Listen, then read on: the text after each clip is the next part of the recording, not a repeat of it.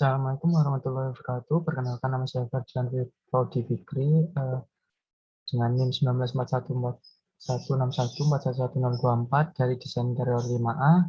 Pada kesempatan kali ini saya akan memaparkan hasil tugas besar saya, yaitu studi desain 3, yaitu Panti Jompo, terutamanya pada Panti Tresnaweda Godidali, Surabaya, dengan dosen pengampu Titi Ayu Pawestri, STMT.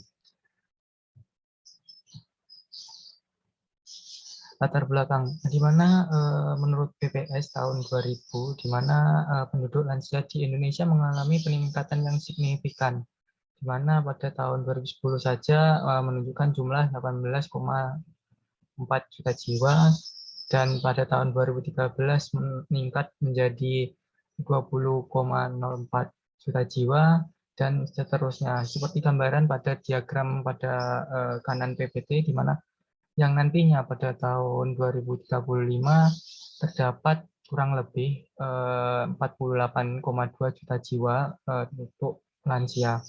Hal ini menunjukkan bahwa penduduk lanjut usia meningkat secara konsisten setiap tahunnya.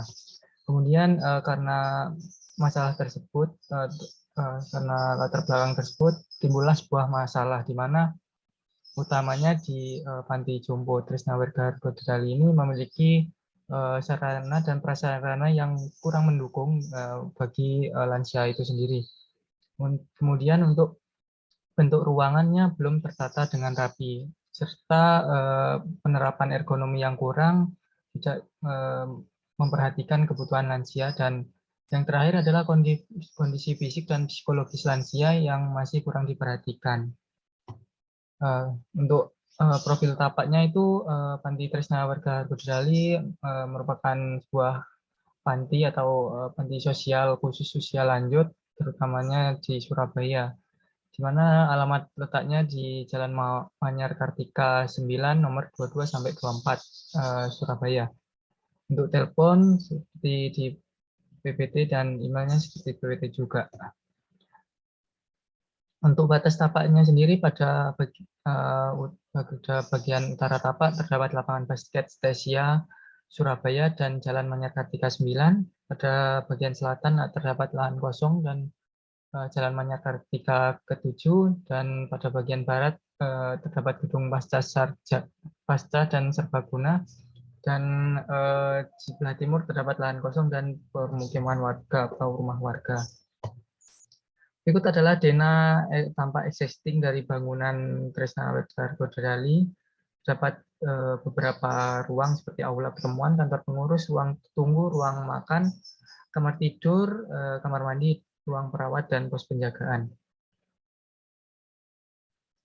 Nah, seperti beberapa fungsi ruang seperti aula pertemuan untuk melaksanakan acara tertentu, kantor pengurus untuk menerima kunjungan atau tamu, makan digunakan untuk makan para lansia, kamar tidur untuk istirahat bagi lansia, kamar mandi dan mandikan atau buang air, seperti itu. Untuk ruang rawat digunakan saat apabila lansia sakit atau membutuhkan kesehatan. Kemudian ada pos penjagaan, dan yang terakhir adalah musola, di mana nantinya saya akan meredesain dengan tema Scandinavian Natural Style, di mana Scandinavian sendiri memiliki kesan indah, bersih, dan sederhana. Sedangkan untuk natur itu menghadirkan suasana hangat dan menjadi sebuah lingkungan yang alami bagi lansia tersebut. Di mana kata kunci dari Scandinavian Natural Style ini nantinya menggunakan suasana alami natural, menggunakan warna-warna tenang seperti coklat, putih, dan menghasilkan psikologi perasaan nyaman dan rileks bagi lansia. Bentukan aman, ergonomis, dan sederhana, dan mengoptimalkan lahan yang terbuka untuk taman dan sarana refleksi dan gerak aktif lansia. Berikut adalah konsep mikronya. Untuk fisiologisnya terdapat ada 3 kata kunci, yaitu aman, ergonomis, dan penghawaan pencahayaan maksimal. Dan untuk psikologisnya nyaman, natural.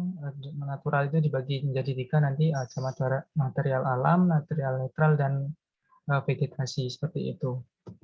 Berikut adalah redesain yang nantinya saya redesain, yaitu pada bagian resepsionis dan aula, serta pada bagian kamar tidur dan kamar mandi. Berikut adalah tata peletaan denah furnitur redesign seperti yang saya sedang paparkan. Berikut adalah denah pola lantai redesign. Terdapat beberapa material nantinya, ada menggunakan parket kayu, keramik, batu alam, seperti itu. Kemudian untuk denah pola plafon redesign, di mana nantinya terdapat 2 jenis tipe, yaitu upselling dan downselling. Dibedakan menjadi beberapa ruang nantinya, seperti aula, resepsionis, kamar tidur, dan kamar mandi. Berikut adalah potongan lintang dan memujur dari denah redesign, yaitu denah keseluruhan yang akan diredesain. Berikut adalah denah resepsionis dan ruang tunggu. Nah, nantinya di desain seperti ini kurang lebih terdapat beberapa tempat duduk dan pilar-pilar atau kolom-kolomnya diberi aksen kayunya seperti itu, dan ada pencahayaan downlight-nya. Berikut adalah denah aula. Nantinya beberapa untuk aula sendiri memiliki dinding kaca atau full kaca, di mana hal tersebut untuk memaksimalkan cahaya masuk dan udara masuk ke dalam ruangan, agar kesan alami yang diinginkan akan tercapai. Berikut adalah denah kamar tidur dan kamar mandi. Nah, berikut ini untuk kamar tidurnya, kasurnya menggunakan alas yang empuk dan enak, dan tidak terdapat ujung-ujung yang tajam seperti itu. Untuk kamar mandinya sendiri nantinya terdapat shower dan beberapa tempat dudukan untuk mandi para lansia, karena para lansia sendiri apabila terus berdiri akan merasa lelah, maka dari itu perlu dudukan untuk saat mandi. Berikut adalah detail arsitektur. Berikut ada detail kusen jendela, ada detail handrail, ada detail slope, dan detail dari kolom struktur resepsionis. Berikut adalah detail interior, ada detail engsel slide on, ada detail bracket TV, kemudian ada detail handle lemari, dan detail railing laci. Nantinya untuk selengkapnya ada di gambar kerja yang lebih lengkap untuk dan sesuai dari ukurannya di gambar kerja dari studio desain Panti Jombo ini. Berikut adalah tampak aksonometri bangunan. Ini pada bangunan ini hanya bangunan yang diredesain saja, yang dimodelingkan atau dirender sesuai yang akan diterapkan pada bangunan Panti Jombo ini. Seperti ini, ada ruang resepsionis, ruang aula, ruang kamar tidur, ada kamar mandi, terus kemudian pantry digunakan untuk satpam, kamar tidur satpam, dan ruang kantor, seperti itu. Berikut adalah tampak depan Panti Tresna Werda Argodali setelah diredesain, dan tampak samping pada Panti Tresna Werda Argodali pada saat setelah diredesain. Berikut adalah hasil render dari ruang resepsionis. Seperti ini nantinya pengunjung lebih leluasa untuk mengunjungi keluarganya yang sudah tinggal di Panti Jombo ini. Nanti terdapat beberapa rak-rak buku yang dapat dibaca oleh para lansia dan pengunjung.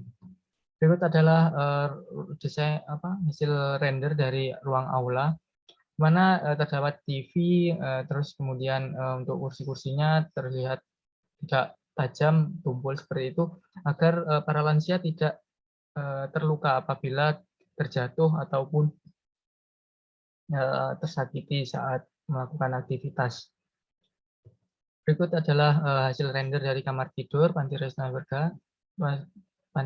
Werda Argodali, di mana